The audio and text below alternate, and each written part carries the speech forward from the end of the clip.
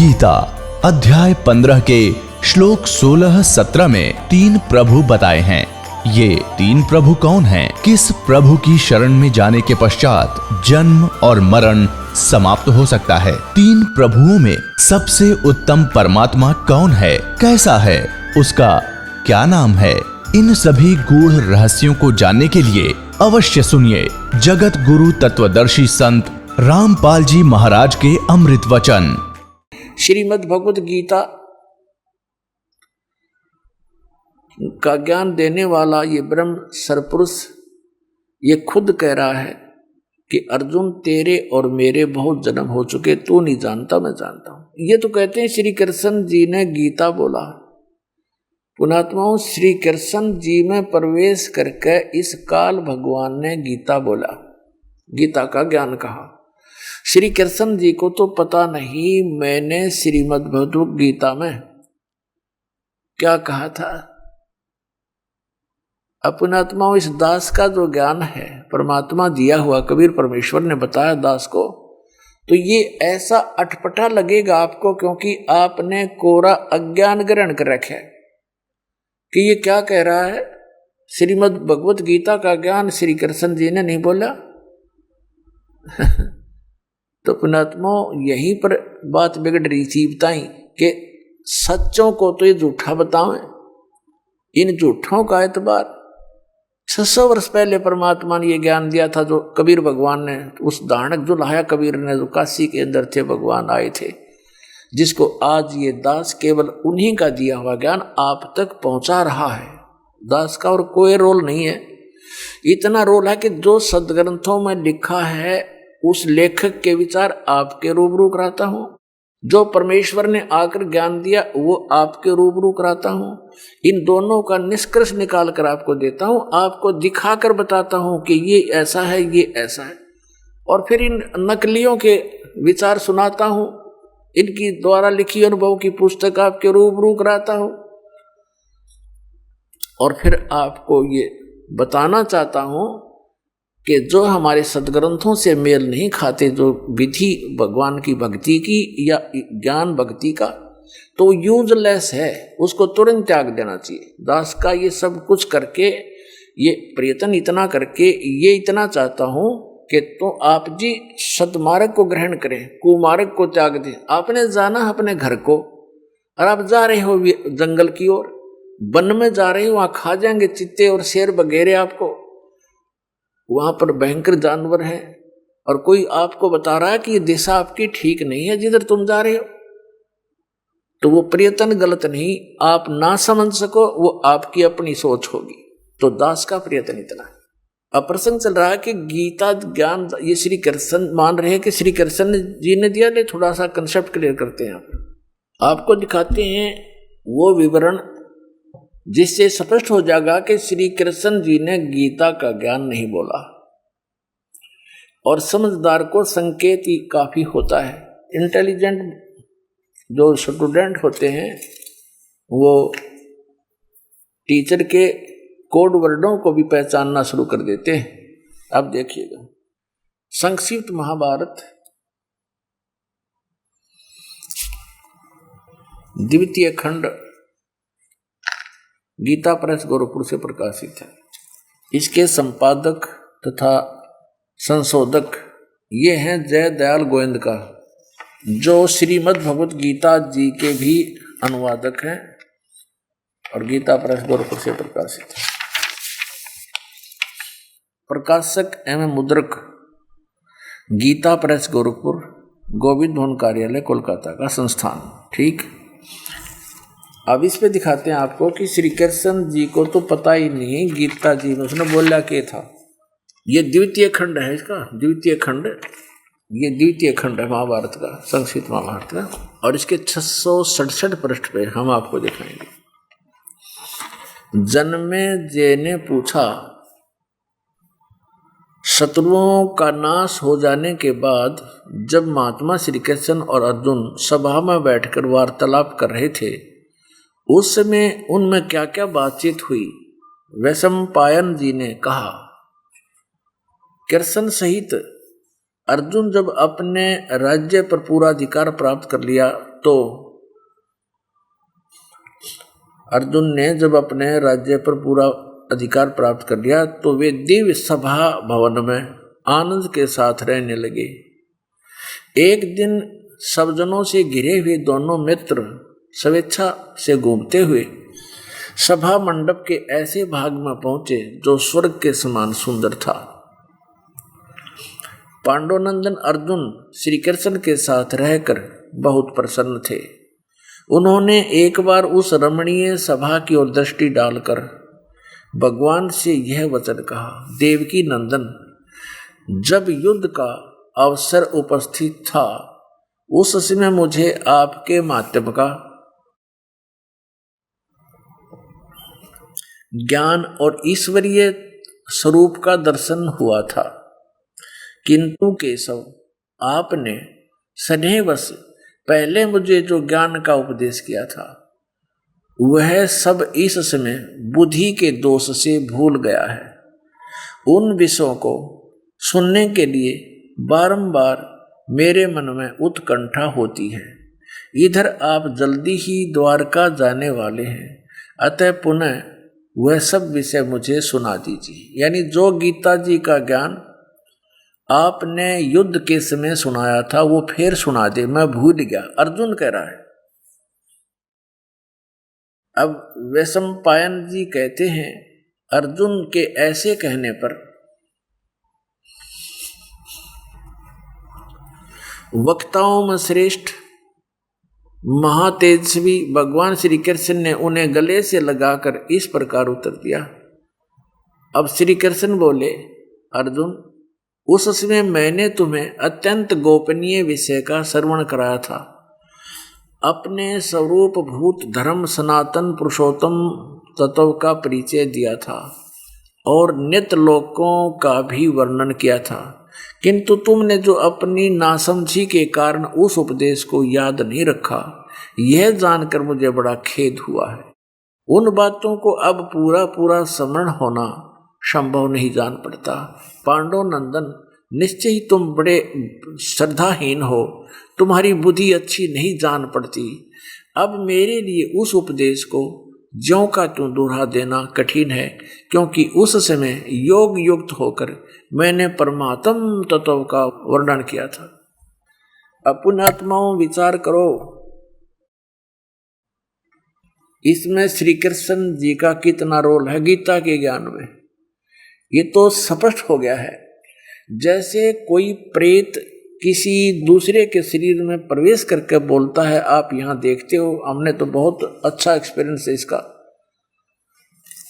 वो प्रेत पता नहीं क्या क्या कहता है, मैं तुम्हारा ये लगता हूँ, मैं इसको ऐसे कर दूंगा, इसको मार डालूंगा, तुम मेरा ऐसे कर दो वैसे कर दो। फिर जब वो निकल जाता है तो जिस आत्मा में वो, जिस शरीर में वो प्रवेश था, जिसके नाम वो शरीर है, उस आत्मा के नाम, तो वो जब अपने होश में आता है फिर उसको अन्य ही बताते हैं कि आप न बोल रहे थे, ऐसे बोल रहे थे, ऐसे कह रहे थे। उसको कुछ याद नहीं होता मैंने क्या बोला था, क्योंकि वो बोल खुद नहीं रहा था, कोई प्रेत आत्मा बोल रही थी उसके अंदर। तो ऐसे ही श्री कृष्ण जी में प्रवेश करके यूं काल बोल रहा था। अब देखो ये दास सत्संग कर रहा है इस विषय पर, और आप सुन रहे हो। जो प्रथम बार कोई श्रोता इस ज्ञान को सुनेगा वो मुश्किल से 20% याद रख सकता है। और मुझसे कभी सुन लेना, क्योंकि मैं अपने होश हवास में बोल रहा हूं। और यदि कुछ दिन के बाद आप कहो कि आप उसी विषय को सुनाइए जो आपने उस दिन सुनाया था, और मैं आपसे कहूँ तुम बड़े श्रद्धाहीन हो, तुम्हारी बुद्धि अच्छी नहीं है, तुमने याद क्यों नहीं रखा, और मैं कहूँ कि मुझे तो वो स्मरण होना संभव नहीं है पूरा, ये क्या मतलब हुआ? श्रोता सारा याद रख सकता है, वक्ता को याद नहीं। इति सिद्धम श्री कृष्ण जी ने नहीं बोला, और फिर कहता मैंने परमात्म तत्व का ज्ञान कराया था। फिर श्री कृष्ण परमात्म की तरह गया, इसने बोला ही नहीं था वो ज्ञान।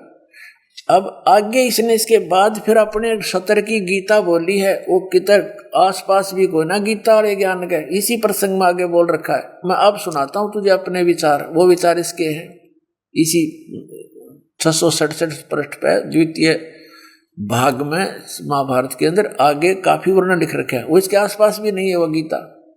तो पुण्यात्मा, इस प्रकार ये दास जो कहना चाहता है उसको गहराई से सोचो, समझो। इससे स्पष्ट हो गया कि श्री कृष्ण जी ने गीता का ज्ञान नहीं बोला, इसको पता ही नहीं मैंने क्या बोला। अब ये गीता ज्ञान दाता उस परमात्मा के डर से गीता का जो ज्ञान दिया है वो वेदों वाला ही दिया है, लेकिन कुछ स्थानों पर इसने अटकलबाजी करी है युद्ध करवाने के उद्देश्य से। और वो ज्ञान जो इसने कुछ इसके अंदर ज्ञान गीता जी के अंदर अपने सतर का भी कहा है, वो ज्ञान अपने आप पता लग जाता है कि वेदों वाला ज्ञान नहीं है। जैसे श्रीमद् भगवत गीता अध्याय नंबर 3 के श्लोक नंबर 8 में यह कहता है कि अर्जुन, यदि तू समाधि लाकर बैठ गया, कर्म सन्यासी होना, काम छोड़ के एक स्थान पर बैठ के और भक्ति करने लग जा, यदि तू कर्म सन्यासी हो गया तो तेरा निर्वाह कैसे चलेगा, तेरा पेट कैसे भरेगा, काम नहीं करेगा तो।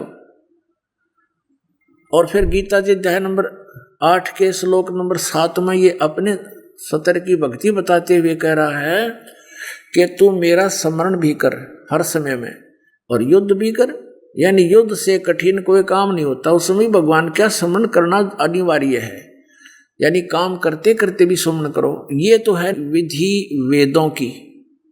फिर इसने 6 अध्याय के और 6, 7, 8 में 9 में ये फिर अपने सतर की 9, 10, 11 में अपने सतर की बोली है इसने। ये इसका अपना मत है, ये स्थान स्थान पर कहता है कि ये मेरा मत है, इसके मत को छोड़कर बाकी जो ज्ञान है वो वेदों वाला है। और वेद का ज्ञान इस काल को, ब्रह्म को परमात्मा पूर्ण ब्रह्म ने दिया था, 500 वेद जो इसके अंतःकरण में फीड कर दिए बीज रूप में, और समय आने पर वो बाहर आए, जैसे गर्भ रहता है माता को और समय आने पर फिर वो अपने आप बाहर आ जाता, उसके बस की बात नहीं। ऐसे इस काल के अंदर परमात्मा ने ये 500 वेद बीज रूप में फीड कर दिए थे।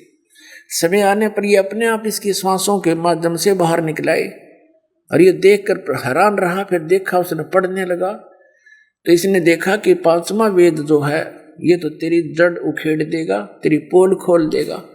इसने उसको छुपा दिया, शेष 4 वेद अपने पुत्र ब्रह्मा को दे दिए। तो वेदों का जो ज्ञान है वो गॉड गिवन है, और गीता में जो ज्ञान है वो भी वही गॉड गिवन ज्ञान है, लेकिन इस काल गॉड ने, इस काल भगवान ने कुछ अपने सत्र की मिलावट कर दी, वो दिखाते हैं। ये देखिएगा श्रीमद् भगवत गीता, ये गीता प्रेस गोरखपुर से प्रकाशित है। जयदयाल गोविंद का इसके अनुवादक है। अध्याय नंबर 3 और श्लोक नंबर आपको दिखाते हैं। हम 4 से शुरू करते हैं, श्लोक 4 से। मनुष्य ने तो कर्मों का आरंभ किए बिना निष्कर्मता को प्राप्त होता है, और न कर्मों को त्याग मात्र से सिद्धि यानी सांख्य योग निष्ठा को प्राप्त। अब 5वें में क्या कहा है? निसंदेह कोई भी मनुष्य किसी भी काल में क्षण मात्र में बिना कर्म किए नहीं रहता, क्योंकि सारा मनुष्य समुदाय प्रकृतिजन गुणों द्वारा परवश हुआ कर्म करने के लिए बाध्य किया जाता है। अब 6 में, 3 अध्याय का 6 में ये 6 है। जो मूढ़ मनुष्य समस्त इंद्रियों को हठपूर्वक ऊपर से रोककर मन से इंद्रियों के विषयों का चिंतन करता रहता है, वह मिथ्याचारी दम्भी कहलाता है। तथा ये 7वां, किंतु हे अर्जुन, जो पुरुष मन से इंद्रियों को वश में करके तो अनासक्त हुआ समस्त इंद्रियों द्वारा कर्म योग का आचरण करता है, यानी काम करते करते भक्ति करता है, वही श्रेष्ठ है। इसका अर्थ ये। फिर 8वें में क्या कहा है, यहाँ इसका अनुवाद है, तू शास्त्र विहित कर्तव्य कर्म कर। शास्त्रों में वर्णित जो कर्म है भक्ति के वह कर, क्योंकि कर्म न करने की अपेक्षा कर्म करना श्रेष्ठ है। कर्म न करने से तो शरीर निर्वाह भी नहीं सिद्ध होगा। अब इससे सिद्ध हो गया कि यदि तू एक स्थान पर बैठा रहेगा तो तेरा निर्वाह कैसे होगा, इसलिए तू शास्त्र अनुकूल जो साधनाएं वो कर। फिर इसने 6ठे अध्याय के अंदर अपना मत बताया है जो इसके विपरीत है। ये देखिएगा अध्याय नंबर 6 श्रीमद् भगवद गीता श्लोक नंबर 10 में, मन और इंद्रियों सहित शरीर को वश में रखने वाला आशा रहित संग्रह रहित योगी अकेला ही एक स्थान पर स्थिर होकर देख लिया, इसके विपरीत कर दिया ना, अकेला ही एक स्थान पर स्थिर होकर आत्मा को निरंतर परमात्मा में लावे। हाँ, शुद्ध भूमि में जिसके ऊपर कर्मश है, यानी ऐसी व्यवस्था करे कुसा मृगशाला और वस्त्र बिछे हों। पहले डाब घास, ऊपर फिर मृग की छाल, हिरण की खाल, उसके ऊपर फिर वस्त्र बिछावे। यूं कह रहे हैं, न ऊंचा हो वो आसन, न बहुत ऊंचा हो और न नीचा हो बहुत नीचा हो। ऐसे अपने आत्मा को स्थिर स्थापन करे। उस आसन पर बैठकर चित्त और इंद्रियों की क्रियाओं को वश में रखते हुए मन को एकाग्र करके अंतःकरण की शुद्धि के लिए योग अभ्यास करे। बोलो। फिर आगे लिखा है 6ठे अध्याय का ही, हमने 12वां पढ़ लिया, अब हम 13वां पढ़ें कि काया सिर और गले को समान अचल धारण करके और स्थिर होकर अपनी नासिका के अग्रभाग पर नाक के अगले हिस्से पर दृष्टि जमाकर अन्य दिशाओं को न देखता हुआ ब्रह्मचारी व्रत में स्थित भय रहित भली भांति शांत अंतःकरण वाला सावधान योगी मन को रोक कर मुझ में चित्त वाला मेरे प्राणत होकर स्थित होए। अब इसमें क्या कहना चाहा है इस गीता ज्ञानदाता ने? वहां तो ये कह रहा है कि अर्जुन, यदि कोई हठ पूर्वक इंद्रियों को रोकना चाहता है और हठ करके बैठ जाता है, वो बैठा तो दिखाई देता है जैसे बड़ा निश्चल है, लेकिन अंदर से इंद्रियों के ही स्मरण में लगा रहता है। और यदि तू एक स्थान पर बैठ गया, काम करया नहीं, तो तेरा निर्वाह कैसे होगा? कहने का भाव ये है, उसने कहा कि तू काम भी कर और भक्ति भी कर। जैसे गीता जी अध्याय नंबर 8 के श्लोक नंबर 7 में स्पष्ट किया है कि तू युद्ध भी कर, मेरा स्मरण भी कर। तो वहां क्यों नहीं कहा कि आसन ला ले और एक जगह बैठ जा, ऊंचा नीचा कर ले, आसन नाक के आगे देखे जा, इतने को ठोक दे तीर।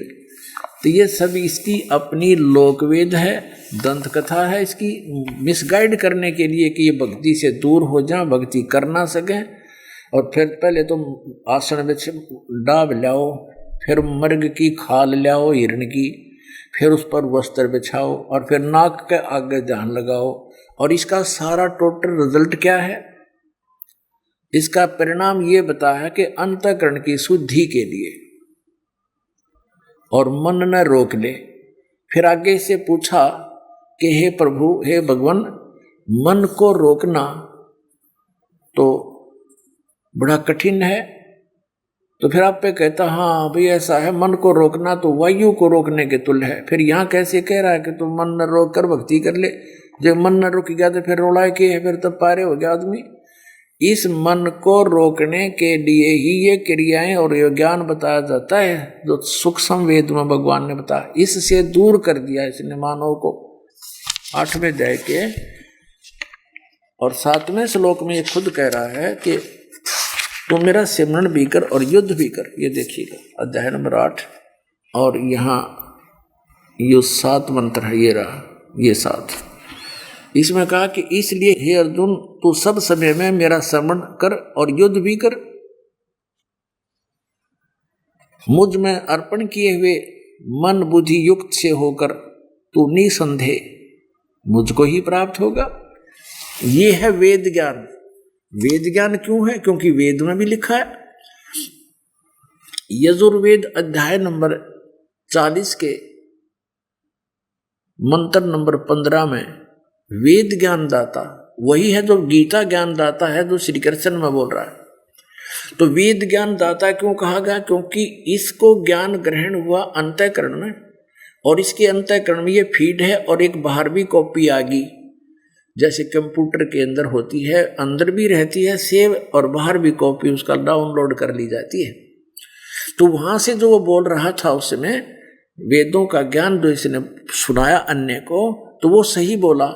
जब इसने युद्ध करवाना था, अटकलबाजी करनी थी, बाद में इसको पता लग गया कि तो इसमें भी बहुत कुछ निर्णय है, तो इसने अपनी अटकल साथ लगा दी और वो ज्ञान वेद ज्ञान गॉड गिवन है।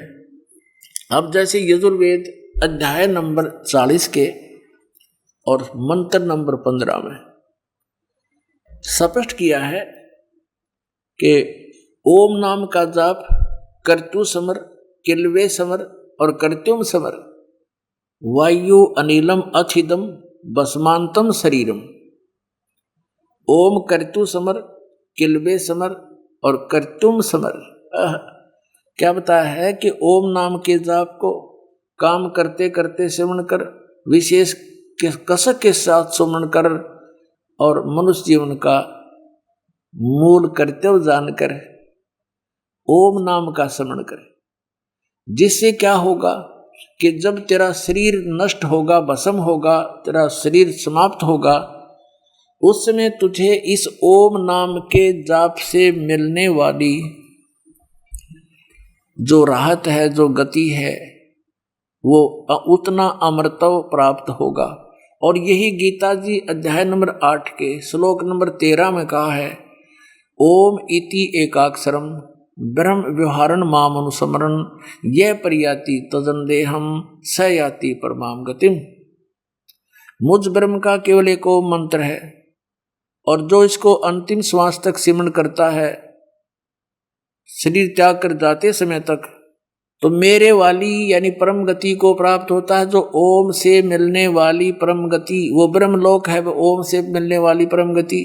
और ब्रह्म लोक में गए हुए प्राणी फिर वापस आते हैं, उनकी पूर्ण मोक्ष नहीं होता। अब आपको यजुर्वेद से रूबरू कराते हैं। ये यजुर्वेद है प्रकाशक सार्वदेशी कार्य प्रतिनिधि सभा, महर्षि सिद्धांत भवन, रामलीला मैदान, नई दिल्ली। इसके अनुवादक महर्षि दयानंद, आर्य समाज प्रवर्तक।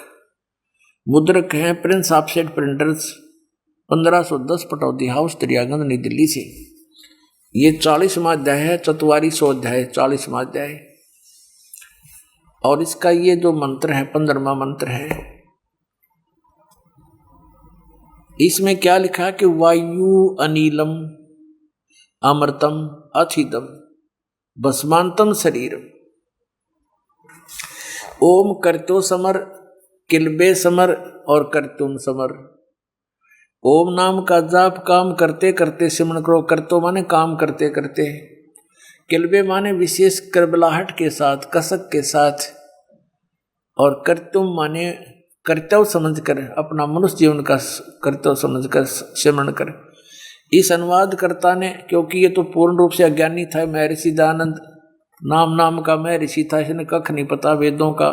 ये भी ब्राह्मण था, संस्कृत बचपन से पढ़ा करता था, संस्कृत से भाषण करता था, बोलता था, जिस कारण से विद्वान प्रसिद्ध हो गया, महर्षि प्रसिद्ध हो गया। इसने कख नहीं पता था। अब यहाँ यदि इसको पता होता तो ये अनुवाद ऐसा नहीं करता। हे कर्म करने वाले जीव, कर्तो माने काम करने वाले, ओम करतो समर, कल्बे समर, कर्तुम समर, ओम नाम का जाप, इस ओम का जाप काम करते, कर्तो माने काम करते करते सिमरण कर, कल्बे माने विशेष कसक के साथ सिमरण कर इस ओम को, और कर्तुम मनुष्य जीवन का कर्तव्य जानकर समरण कर। और इस अज्ञानी ने कैसे अनुवाद किया है देखिएगा, हे कर्तो माने हे काम करने वाले जीव, तू शरीर छूटते समय ओम इस नाम वाच्य ईश्वर का स्मरण कर। हाँ, कल देखो इसकी ओम नहीं लिखा, ओम का अर्थ सीधा लिखना था, इस ओम को स्मरण कर ना, इसने अर्थ कर दिया नाम वाच्य ईश्वर। अब इसने अपनी विधान बताया था कि नाम जाप करने कोई लाभ नहीं होता, ये अज्ञानी का विधान था इस दानंद का। अपने आत्माओं, अब साथ साथ इन अज्ञानियों के अनुभव की पुस्तकें भी आपको दिखाई जाएंगी, तभी आप महसूस करोगे सचमुच रामपाल साची कह रहा है। नातिन ये तो आपके हृदय में समाये बैठे हैं, ये कति अकी तो बड़े विद्वान थे। ये देखिएगा सत्यार्थ प्रकाश, जिसके विषय में क्या लिखा है, ये सत्यार्थ प्रकाश, ये महर्षि दयानंद सरस्वती आर्य समाज प्रवर्तक, ये इनके जीवन काल के विषय में लिखा है कि सन 1824 से लेकर सन 1883 तक 59 ईयर ये जीवित रहा। इस सत्यार्थ प्रकाश के विषय में क्या लिखा है कि वेद आदि विविध सद शास्त्र प्रमाणे समन्त, यानी वेद आदि विविध सद शास्त्रों के प्रमाणों से इसकी रचना की है। किसने? श्रीमत परमहंस परिव्राजक आचार्य। इतनी तो फीत इसका आज्ञा ला रखी है। फिर महर्षि दयानंद गए, महर्षि दयानंद सरस्वती स्वामी विरचित है। इसके विषय में कहा कि वेद आदि सद शास्त्रों के प्रमाणों से इस महर्षि दयानंद द्वारा लिखा गया है। प्रकाशक वैदिक यति मंडल, दयानंद मठ, दीनानगर, पंजाब से। और ये छपी कहाँ से है? मुद्रक है आचार्य प्रिंटिंग प्रेस, दयानंद मठ, गोहाना मार्ग, रोहतक से। अब देखना इसके 263 पृष्ठ पे 11वां समोल्लास, एकादश समोल्लास है, यानी 11वां समोल्लास 263 पृष्ठ पे यहाँ क्या लिखा है? किसी ने प्रश्न किया इसे, परमेश्वर निराकार है, वह ध्यान में नहीं आ सकता, इसलिए मूर्ति का होना आवश्यक है।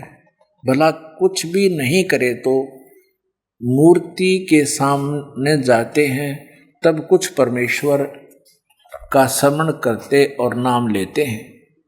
ये प्रश्नकर्ता कह रहा है कि तो परमात्मा को निराकार बतावा है, तो हम उसकी मूर्ति बना ली उसने, उसकी उस मूर्ति के पास जाते हैं तो कुछ ना कुछ उसका फिर याद आ जाता भगवान।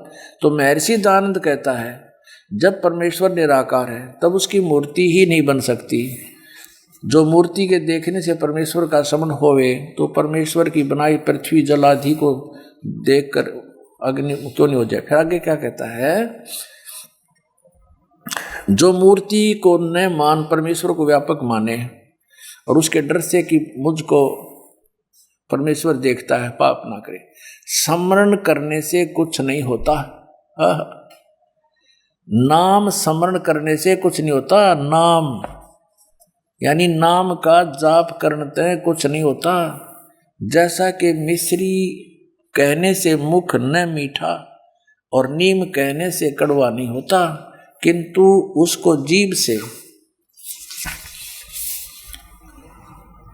चाखने से मीठा व कड़वा होता है। नाम लेने की तुम्हारी रीति उत्तम नहीं है, वह इस प्रकार है। फिर विधि बताओ है, ऐसे स्मरण करो, भगवान का नाम लो। इस प्रकार करना चाहिए जैसे न्यायकारी ईश्वर का नाम है, और जैसे पक्षपात रहित होकर परमात्मा सबका यथावत न्याय करता है, वैसे नामों के अर्थों को अपने में धारण करें। अपने आत्माओं, इनकी या इंग्लिश आप नहीं समझ सकते, दास समझा है ये बोलना चाहो यहाँ पर। आप समझते होते तो पहले पता लग जाता है कि शायद महर्षि है। इसने ये कहा है, जैसे प्रश्नकर्ता कह रहा है कि हम मूर्ति इसलिए बना रखी है हमने कि सारा दिन काम में बिजी रहते हैं, व्यस्त रहते हैं, फिर कभी भगवान दिख जाता है तो उसका नाम जाप कर लेते हैं, कुछ देर तो करते हैं, उसके जी रास्ते में जा रहे हैं, मंदिर मूर्ति दिख गया तो भगवान की याद आई, उसका नाम स्मरण कर लिया हमने। तो यूँ कहता है कि नाम स्मरण करने से कुछ नहीं होता। जैसे मिश्री मिश्री करेंगे यानी ओम ओम करते रहे तो मिश्री के अंत मुंह मीठा नहीं होता। यानी इसका क्लियर कर दिया इसने कि ओम नाम के जाप करने से कोई लाभ नहीं होता। फिर अपनी विधि बताई है कि नाम का स्मरण करना तुम्हारा गलत है, विधि गलत है, उस परमात्मा का स्मरण करो। कैसे कि वो न्यायकारी है, सबको यथावत न्याय देता है, सृष्टि का रचने वाला है, बस इतना स्मरण करो, ओम नाम का जाप नहीं। इसके इस व्याख्यान का ये अर्थ बनता है। यही कारण था कि इसने अपना ओम नाम का जाप किया नहीं, क्योंकि इसको ज्ञान तो था नहीं, दृढ़ता इसको थी नहीं कि कौन सी भक्ति ठीक है, संशय में था, इसलिए कितना कुछ एंड बेंड बोला है। एक जगह इसने क्या बता रखा है इनके जीवन चरित्र में, किसी को कहता है कि सच्चिदानंद नाम स्मरण करा कर, यानी इसको ज्ञान तो था ही नहीं, इसके जीवन चरित्र में लिखा है। तो कहने का भाव इसे सिद्ध हो गया कि ये ओम नाम के जाप के स्मरण करने के पक्ष में नहीं था। अब फिर आते हैं यजुर्वेद पर, और क्लियर हो जाएगा। इसके ही अनुवाद में वेद कह रहे हैं कि स्पष्ट कह रहे हैं, वेद प्रमाण है कि ओम नाम का जाप करे, ओम काम करते करते स्मरण कर, विशेष कसक के साथ स्मरण कर, और मनुष्य जीवन का मुख्य उद्देश्य जानकर स्मरण करे। और ये अज्ञानी यहाँ भी यही इसी दृष्टिकोण से अनुवाद कर रहा है कि ओम नाम के स्मरण की कोई आवश्यकता नहीं। देखो फिर हम आगे यजुर्वेद पर। अब यजुर्वेद है इस दानंद द्वारा अनुवादित है, इस आर्य समाज प्रवर्तक दानंद के द्वारा ही प्रकाशित अनुवादित है, और यहाँ से ये मुद्रित है, यहाँ से ये प्रकाशित है। हम इसके फिर आगे यजुर्वेद के 40वें अध्याय के 44वां अध्याय 40वां 15वें श्लोक पर यहाँ देखो, इसमें स्पष्ट लिखा है कि ओम करतो समर। करतो का अर्थ ये खुद कर रहा है, करतो माने काम करने वाले जीव। इसका अर्थ ये है काम करते करते, ओम करतो समर, काम करते करते स्मरण करो ओम नाम का, किलबे समर और करतुम समर, विशेष कसक के साथ स्मरण करो, और अपना मनुष्य जीवन का प्रथम कर्तव्य जानकर इसका सेवन करो। तो इस यहाँ वायु अनिलम, आपके शरीर में जब तक ये शरीर प्राण है, जीव है, श्वास है, इससे अथिदम अंत में भस्मांतम शरीरम अमृतम, जो अमृतम इस ओम नाम से होगा, शरीर छोड़ने तक सिमरण करते रहना, इससे वो उतनी परम गति अवश्य होगी, अमृत अवश्य प्राप्त होगा। और ये क्या कह रहा है, काम करने वाले जीव तू शरीर छोड़ते समय ओम लिखा स्पष्ट, इस ओम को गोलमोल कर दिया, यहाँ लिखना था ओम को स्मरण कर, इसने लिख दिया इस नाम वाच्य ईश्वर को, जिसका ओम नाम है उसका स्मरण करे, नोट ओम को। क्योंकि काल ने याद करे, वो किसान न्यायकारी है, काल आपको बताई दिया भगवान ने, तो स्मरण कर, अपने सामर्थ्य के लिए परमात्मा और अपने स्वरूप का स्मरण कर, कर्तव्य अपने किए का स्मरण कर, अपने किए का, इसे अपने मनुष्य जीवन का मूल कर्तव्य जानकर इसका स्मरण कर। ये वाक्य दिखाने की जरूरत है नहीं इससे। अब गीता ज्ञानदाता 8वें अध्याय के 13वें श्लोक में भी यही कहता है कि ओम इति एकाक्षरम ब्रह्म व्यवहारण मामो स्मरण ये प्रियति तजंदेहम सयाति परमाम गति। मेरे ओम नाम का जाप, मेरा एक ओम अक्षर है मुझ ब्रह्म का, नथिंग एल्स, इसका श्रवण काम करते करते श्रवण करो, जो अंतिम श्वास तक जो सिमरण करता हुआ इसका त्याग करता शरीर को, तो मेरे वाली परम गति को प्राप्त होता है, ब्रह्म की परम गति को प्राप्त होता है। यानी ओम नाम से ब्रह्म लोक प्राप्ति होता है। ये ब्रह्म का मंत्र है और इसी का समर्थन दुर्गा जी कर रही है। दुर्गा देवी की जो भक्ति करते हैं वो साधना भी गलत है, व्यर्थ है, शास्त्र विधि त्याग का मनमाना आचरण है। अब देवी खुद कह रही है कि ब्रह्म किस का जाप करो। ये देखिएगा श्रीमद् देवी भागवत गीता प्रेस गोरखपुर से प्रकाशित है और इसके संपादक कौन है? संपादक हनुमान प्रसाद पोदार चिमनलाल गोस्वामी। ये कहाँ से छपी है? प्रकाशक एवं मुद्रक है गीता प्रेस गोरखपुर। ये 27/3/005 इनका कोई कोड नंबर है। गोविंद भवन कार्यालय कोलकाता का संस्थान, ये इनके फोन और फैक्स नंबर है। इसके 562 पृष्ठ पर आपको ले चलते हैं। ये दुर्गा जी यानी 7वां स्कंद है और 7वें स्कंद का 36वां अध्याय प्रारंभ होता है। 35वां यहाँ एंड हो गया। देवी खुद हिमालय राजा को उपदेश ज्ञान दे रही है और ब्रह्म के विषय में जानकारी दे रही है। क्या कहती है? श्री देवी जी कहने लगी, पर्वतराज इस प्रकार योग युक्त होकर, पहले जिसने अपने बारे में बताया, फिर बताती है कि उस ब्रह्म का क्या स्वरूप है यह बतलाया जाता है, जो प्रकाश रूप सबके अत्यंत समीप में स्थित हृदय रूप गुहा में स्थित होने के कारण गुहाचर नाम से प्रसिद्ध और महान पद और परम प्राप्य है। अब देखो, वह समस्त प्रजा के ज्ञान से परे है, अर्थात किसी की बुद्धि में आने वाला नहीं है। तुम जानो, जो परम प्रकाश रूप है, जो सूक्ष्म से भी अत्यंत सूक्ष्म है, जिसमें संपूर्ण लोक और इन लोकों में भी निवास करने वाले प्राणी स्थित हैं, वही ये अक्षर ब्रह्म है।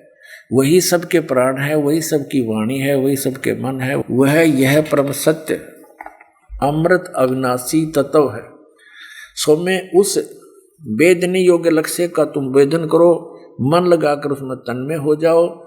सो में उपनिषद में कथित महान अस्त्र रूप धनुष लेकर उस पर उपासना द्वारा तीक्ष्ण किया हुआ बाण संधान करो।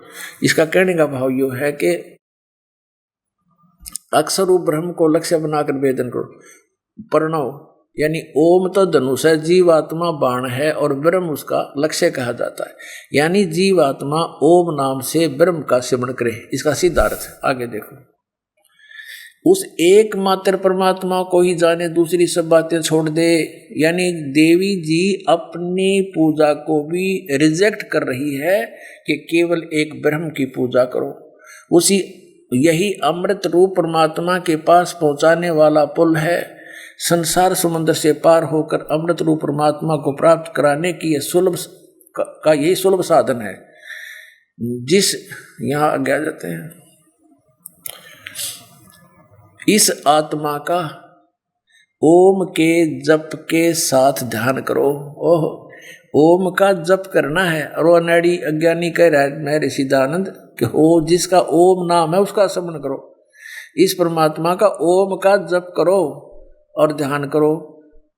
इससे अज्ञान में अंधकार से सर्वथा परे और संसार समुद्र से उस पार जो ब्रह्म है उसको पा जाओगे। तुम्हारा कल्याण हो। ओम नाम के जाप से ब्रह्म प्राप्ति है। और वो ब्रह्म कहाँ रहता है यह कहीं सब क्लियर करती है। हम 563 पृष्ठ पर आगे हैं। गीत वही है, नो कि नो 7वां स्कंद है। वह यह सबका आत्मा ब्रह्म ब्रह्मलोक रूप दिव्य आकाश में स्थित है। अंडरस्टूड? कि उसको प्राप्त हो जाओगे जो ब्रह्मलोक में ब्रह्म रहता है। किससे? ओम नाम के जाप से। इससे सिद्ध हो गया कि ओम नाम के जप से ब्रह्मलोक प्राप्ति होती है। श्रीमद् भगवद गीता अध्याय नंबर 8 के श्लोक नंबर 16 में लिखा है कि ब्रह्मलोक पर्यंत, ये देखिएगा श्रीमद् भगवद गीता, जयदयाल गोविंद का इसके अनुवादक हैं। 8वां अध्याय आपको दिखाते हैं। 8वें अध्याय का 16वां श्लोक, ये 8वां अध्याय। 8वें का पहले तो आपको दिखाते 13वां श्लोक, ये 8वां अध्याय का आपको 13वां श्लोक दिखाते हैं, जिससे स्पष्ट हो जाएगा कि ब्रह्म बोल रहा है गीता जी को। ये 13वां, इसमें लिखा है ओम इति एकाक्षरम, ओम इति एकाक्षरम ब्रह्म व्यवहारण माम अनुस्मरण ये प्रयाति तजम देहम स याति परमाम गति। इसको संधि छेद करके लिखा है ओम इति एकाक्षरम ब्रह्म व्यवहारण माम अनुस्मरण ये प्रयाति तजम देहम स याति परमाम गतिम। इन्होंने यहाँ से शुरू किया है ओम, ओम यहाँ शुरू किया ओम इति एक अक्षरम, इति ओम इति एकाक्षरम, इन्होंने अनुवाद गलत कर रखा है। ओम इस एक अक्षर रूप ब्रह्म को उच्चारण करता हुआ उसके अर्थ स्वरूप मुझ निर्गुण ब्रह्म का चिंतन करता हुआ शरीर को त्याग कर जाता हुआ वह पुरुष परम गति को प्राप्त होता है। अब देखो एक अक्षर रूप ब्रह्म को ये अनुवाद ही न करना आता, फिर बात क्या थी। इसमें लिखा है कि ओम इति एकाक्षरम ब्रह्म व्यवहारण माम अनुस्मरण, माम ब्रह्म मुझ ब्रह्म का ओम इति एकाक्षरम, केवल यह एक ओम अक्षर है, नथिंग एल्स। व्यवहारण माने उच्चारण करके सिमन करता हुआ, यह प्रयाति तजम देहम जो शरीर त्याग कर जाता है, इसका नाम जाप करता हुआ ओम का सयाति परमाम गति, वह परम गति को प्राप्त होता। वो परम गति क्या है? ओम से अभी आपने श्री देवी पुराण में देवी के श्री मुख कमल से सुन लिया कि ओम नाम का जाप करने वाला ब्रह्म को प्राप्त होता है और वो ब्रह्म ब्रह्म लोक में रहता है। अब 8वें अध्याय के 16वें श्लोक में गीता जी में कहा है ब्रह्म लोक पर्यंत ये सभी पुनरावृत्ति में है, इनके जन्म और मृत्यु सदा बना रहेगा। ये देखिएगा, हम फिर 8वां अध्याय का आपने 13वां पढ़ दिया, अब 16वां पढ़ते हैं। ये 16वां, हे अर्जुन ब्रह्मलोक पर्यंत सब लोग पुनरावृत्ति में है। ये देखो इन्होंने इस शटार लगा रखा है, इसका यहां टिप्पणी की है। अर्थात पुनरावृत्ति का अर्थ क्या है ना, पुनरावृत्ति कैसे कहते हैं, अर्थात जिनको प्राप्त होकर पीछे संसार में आना पड़े ऐसे। अब इन्होंने क्या चतुरता की है कि इसमें लिखा कि आना पड़ता है, फिर यहाँ लिख दिया कि हे कुंती पुत्र मुझको प्राप्त होकर पुनर्जन्म नहीं होता, ये अनुवाद गलत कर दिया। विद्यते का अर्थ केवल होता होता नहीं होता, विद्य माने जानना भी होता है, जो नहीं जानते, न विद्यते जो ये नहीं जानते। ये देखिएगा, कहते हैं आ ब्रह्म भुवनात् लोका पुनरावर्ती न अर्जुन न विद्यते पुनर्जन्म न विद्यते। ये अर्थ है माम उपेतु कुंते पुनर्जन्म, मुझे प्राप्त होकर तो अर्जुन जन्म मरण होता ही है, पुनर्जन्म होता है। जो ये नहीं जानते, क्या नहीं जानते कि अभुवन लोकात अब्रह्म भुवनात् लोका, ब्रह्मलोक तक सभी लोग पुनरावृत्ति में हैं, वहां जाने के बाद फिर पीछे संसार में आना पड़ता है। जो ये नहीं जानते उनका पुनर्जन्म होता है। अगर हम इसका अनुवाद इनके द्वारा किया हुआ सत्य माने तो ये सारे मंत्र गलत सिद्ध हो जाते हैं। दूसरे अध्याय का 12वां श्लोक, ये देखिएगा, दूसरा अध्याय गीता जी अध्याय नंबर 2 का और श्लोक नंबर 12। इसमें क्या कहा कि न तो ऐसा ही है अर्जुन, ऐसा ही है कि मैं किसी काल में नहीं था, अथवा तू नहीं था, अथवा ये राजा लोग नहीं थे, और न ही ऐसा है कि इससे आगे हम सभी नहीं होंगे रहेंगे। अर्थात आपका और मेरा और इन सब राजाओं का आगे भी जन्म हुआ है पहले और फिर भी होगा। इससे सिद्ध हो गया, गीता ज्ञानदाता कहता तेरे और मेरी जन्म मृत्यु सदा रहेगी। फिर देखना, अब चौथे अध्याय का 5वां श्लोक दिखाते हैं। ये देखिएगा, अध्याय नंबर 4 का और श्लोक नंबर 5, इसका अर्थ यहां पर किया इन्होंने। हे परंतम अर्जुन, मेरे और तेरे बहुत से जन्म हो चुके हैं, उन सबको तू नहीं जानता, मैं जानता हूं। और फिर क्या 9वें श्लोक में क्या कहा है कि अर्जुन, चौथे अध्याय के 9वें श्लोक में, कि मेरे जन्म और कर्म दिव्य हैं, अलौकिक है। और 10वें अध्याय के दूसरे श्लोक में कहा है, अध्याय नंबर 10 श्रीमद् भगवत गीता हम पढ़ रहे हैं, ये दूसरा श्लोक है। मेरी उत्पत्ति अर्थात लीला से प्रकट होने को, मेरी उत्पत्ति को, इसको छोड़ दो, न देवता लोग जानते हैं और न महर्षि जन जानते हैं, क्योंकि मैं सब प्रकार से देवताओं का और महर्षियों का आदि कारण हूँ। इससे सिद्ध हो गया कि गीता ज्ञानदाता का जन्म तो होता है, लेकिन इससे उत्पन्न हुए जन्म में ये ब्रह्मा विष्णु महेश यानी देवता और ऋषि लोग नहीं जानते, क्योंकि इसके पुत्र हैं ये। अब जैसे पुत्र की उत्पत्ति को, संतान की उत्पत्ति को पिता तो बता सकता है, लेकिन पिता की उत्पत्ति को संतान नहीं बता सकती, उसका दादाजी बता सकता है। तो उस दादाजी ने यानी कबीर भगवान ने, सर्वशक्तिमान परम अक्षर ब्रह्म ने सतलोक से गति करके आके यहाँ उस यथार्थ ज्ञान को अपने प्यारे हंसों को दिया, प्यारी आत्माओं को दिया। जैसे आदरणीय धर्मदास साहिब जी को, आदरणीय नानक साहिब जी को, आदरणीय गरीबदास साहिब जी को, इनको विशेष ज्ञान दिया था। अन्य को भी ज्ञान यथार्थ ही दिया है, लेकिन कंप्लीट वो नहीं, उनको या उनकी लिपिबद्ध नहीं कर सके होंगे। इनकी वाणी में बहुत ज्ञान, यथार्थ ज्ञान विस्तृत विस्तार के साथ है। अब ये तो सिद्ध हो गया कि गीता ज्ञानदाता सर्वशक्तिमान और अजर अमर अजन्मा नहीं है, इसकी भी जन्म मृत्यु होती है। इसकी जन्म मृत्यु यानी इसके माता पिता कौन है, और फिर वो अविनाशी परमात्मा कौन है, जिसके बारे में ये गीता ज्ञानदाता स्वयं कहता है कि उस परमात्मा के यथार्थ ज्ञान से मैं परिचित नहीं हूँ। गीता जी अध्याय नंबर 4 के श्लोक नंबर 32-34 प्रकरण का ये निष्कर्ष है कि उसमें लिखा है 32वें श्लोक में, चौथे अध्याय के में, कि उस सच्चिदानंद घन ब्रह्म ने अपने मुख कमल से आकर के यथार्थ ज्ञान दिया है धार्मिक अनुष्ठानों के बारे में, अर्थात आध्यात्मिक ज्ञान। उस परमात्मा के द्वारा बोले गए अध्यात्म ज्ञान में, उस तत्व ज्ञान में विस्तार से कहे गए, और उससे मैं परिचित नहीं हूँ, गीता ज्ञानदाता कहता है। चौथे अध्याय के 34वें श्लोक में फिर कहा है कि उस ज्ञान को, उस तत्व ज्ञान को जो भगवान ने स्वयं आकर बोला है और वो लिपिबद्ध किया गया है, वो सच्चिदानंद घन ब्रह्म की वाणी, वो कबीर वाणी है। उस कबीर वाणी को अर्थात उस तत्व ज्ञान को तू तत्वदर्शी संतों के पास जाकर समझ, और फिर वो तत्वदर्शी संत तुझे उस परमात्म तत्व का ज्ञान कराएंगे। उनको दंडवत प्रणाम करना, प्यार से बात विनम्र होकर प्रश्न करना जब वो यथार्थ ज्ञान बताएंगे।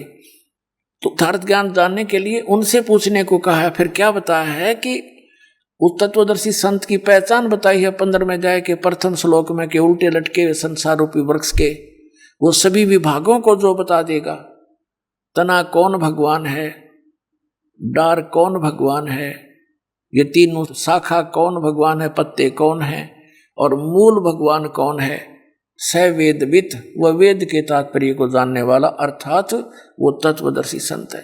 परमेश्वर ने स्वयं आकर के ये तत्वदर्शी संत यानी जगत गुरु की भूमिका की थी, और उन्होंने बताया था अक्षर पुरुष एक पेड़ है, निरंजनवा की डार, सरपुरुष कहो, ज्योत निरंजन कहो, सरपुरुष वा की डार, और तीनों देवा शाखा हैं ये पात रूप संसार। और जड़ वो खुद थे, मूल वो संसार की खुद थे। जैसे पृथ्वी से बाहर जो दिखाई देता वो वृक्ष कहलाता है, और गुप्त रहती हैं वो जड़ें। यजुर्वेद अध्याय नंबर 40 के मंत्र नंबर 17 में, यानी अंतिम मंत्र है, यजुर्वेद का अंतिम मंत्र है 17वां, और 40वां अंतिम अध्याय है। 40वें अध्याय का 17वें श्लोक में इस महर्षि दानंद द्वारा अनुवादित है, उसमें स्पष्ट किया है कि वो परमात्मा तो गुप्त है, प्रोक्ष है। ये देखिए, फिर यजुर्वेद थोड़ा सा दिखाते हैं। ये यजुर्वेद है वही जो दानंद सरस्वती द्वारा अनुवादित है, महर्षि दानंद सरस्वती द्वारा, और ये वहीं से प्रकाशित है। ये सर्वदेशी कार्य प्रतिनिधि सभा महर्षि दान भवन 2/5 महर्षि दानंद भवन रामलीला मैदान नई दिल्ली से महर्षि दानंद सरस्वती द्वारा इसका अनुवाद है। प्रिंस ऑफसेट प्रिंटर्स इसके मुद्रक हैं। 1510 पटौती हाउस दरियागंज नई दिल्ली से। ये 40वां अध्याय अंतिम अध्याय है और ये अंतिम श्लोक चल रहे हैं। 15वें में तो यह वेद ज्ञान दाता खुद कहता है कि मेरा तो ओम नाम है, इसका स्मरण कर। और यहाँ ये 17वें श्लोक में, ये 17वां श्लोक में कहा है कि हे मनुष्यो, जिस ज्योत स्वरूपी रक्षक मुझ से अविनाशी यथार्थ कारण के आच्छादित मुख के तुल्य उत्तम अंग का प्रकाश किया जाता है, जो वह प्राण व सूर्य मंडल में पूर्ण परमात्मा है। यानी वेद ज्ञान दाता से कोई और है पूर्ण परमात्मा है। वह प्रोक्ष रूप, वो तो गुप्त है, वह तो गुप्त है। और अहम मैं ब्रह्म, इन्हें अनुवाद गलत कर रखा है यहाँ देखो। सो असौ अहम यो है, वह अहम, असौ अहम ओम खम ब्रह्म, वह अहम मैं आकाश में रहता हूँ, खम माने अंतरिक्ष में, और ब्रह्म हूँ, मेरा ओम नाम है। और वो परमात्मा प्रोक्ष है, वह पूर्ण परमात्मा है जो सूर्य मंडल में यानी ऊपर तेजों में लोकों में रहता है। वो परमात्मा है, वह परोक्ष रूप है। और मैं अहम और मैं खम के तुल, आकाश के तुल ब्रह्म हूँ। अब अर्थ नहीं करा इसका, और मैं ब्रह्म लिखना था और ओम नाम है मेरा, ऐसा जानो। अब हमारे सदग्रंथ सही हैं। जैसे धर्मदास जी ने परमात्मा कबीर जी से कहा था, हे भगवान, आपको तो हमने पहचान लिया और देख लिया, आप सर्वशक्तिमान हो, ब्रह्मा विष्णु महेश भी नाशवान है, इनकी जन्म मृत्यु होती है, आपने प्रत्यक्ष दिखा दिया, इनसे वार्ता करवा दी हैं। और इनके बारे में वेदों और किताबों में जो लिखा है कि सर्वशक्तिमान हैं, अजर व अमर हैं, इनके कोई माता पिता नहीं, तो क्या ये वेद किताब तो फिर झूठे हैं भगवान? तब परमात्मा ने कहा था कबीर साहब ने, ये वेद और किताब झूठे नहीं भाई, झूठे हैं जो समझे नहीं। इनमें वेदों और पुराणों में कितना कहीं नहीं लिखा कि ब्रह्मा विष्णु में इसकी पूजा करो या हरे राम हरे कृष्ण नाम जाप करो। ये मूर्ख बना रहे तुम्हारे को। इन्होंने खुद स्वीकारा है। इस श्री देवी भागवत में 3रे स्कंद में 123 पृष्ठ पर लिखा है, भगवान विष्णु कहते हैं कि हमारा तो जन्म मृत्यु होता है ब्रह्मा शंकर और मेरा, हम अविनाशी नहीं, हमारी जन्म मृत्यु होता है, दुर्गा हमारी माता है। तो भाई वेद पुराण और गीता में तो ठीक लिखा है, पर इनको ये समझ नहीं सके, ये झूठे हैं। ये वेद किताब और गीता झूठी नहीं। तो यहाँ क्या बताया है? 15वें अध्याय के 1 से 4 श्लोक में बताया है कि तत्वदर्शी संत की पहचान बताई है कि ऊपर को जड़, नीचे को तीनों गुण रूपी शाखा, ये उल्टा लटका हुआ संसार रूपी वृक्ष जानो। यानी ऊपर गुप्त है, वो जड़ है, वो तो पूर्ण परमात्मा है। ऊपर के 4 लोक हैं, सतलोक, अलख लोक, अगम लोक, अनामी लोक, वो तो प्रोक्ष है, किसी की दृष्टि में नहीं आते। और नीचे के उसके बाद क्या, अक्षर पुरुष, ये तना समझो, और सर पुरुष एक मोटी डार निकलती है, और फिर तीनों देवा शाखा, 3 शाखा उस डार के, यानी ज्योति निरंजन के पुत्र हैं ये सर पुरुष के। और फिर आगे पात रूप संसार, अक्षर पुरुष एक पेड़ है, सर पुरुष वाकी डार, तीनों देवा शाखा है ये पात रूप संसार। तो उसके पश्चात जब तत्वदर्शी संत मिले, तत्व ज्ञान से समझ कर, उसके पश्चात परमेश्वर के उस परम पद की खोज करनी चाहिए, जहां जाने के बाद साधक फिर लौटकर कभी संसार में नहीं आते। 15वें अध्याय के 1 से लेकर 4 तक का ये निष्कर्ष है। और गीता ज्ञानदाता कहता है केवल उसी की भक्ति करो और किसी की मत करना, वही पूज्य है। सारे ब्रह्मांडों की रचना उसी ने की। अपनी भक्ति को भी ये मना कर रहा है यहाँ पर। फिर 18वें अध्याय के 62वें श्लोक में कहा कि अर्जुन तू सर्वभाव से उस परमेश्वर की शरण में जा, उसकी कृपा से तू परम शांति को और सनातन परम धाम को प्राप्त होगा। यार कहने का भाव ये है, गीता ज्ञानदाता से अन्य कोई और शक्ति है, परम शक्ति जो सर्व सुखदायक पूर्ण मोक्षदायक है, जिसकी साधना भक्ति करने से फिर जन्म मृत्यु प्राप्त नहीं होती, और फिर वो सनातन परम धाम को चला जाता है, जहाँ जाने के बाद फिर लौट कर कभी नहीं आते। और ये ब्रह्म लोक गए हुए प्राणी भी वापस आते हैं, जो खुद कहता है मेरी भक्ति भी नाशवान है, मैं भी नाशवान हूँ, मेरे ओम नाम से प्राप्त परम गति वो अपने आप नाशवान होगी, क्योंकि ब्रह्म लोक में गए प्राणी फिर वापस आते हैं। इसलिए परमात्मा कबीर साहब की महिमा को आदरणीय गरीबदास साहिब जी ने कहा है, भजन करो उस रब का जो दाता है कुल सभी का। वो कौन है? Kabir is God, Kabir is complete God. बोलो सतगुरुदेव।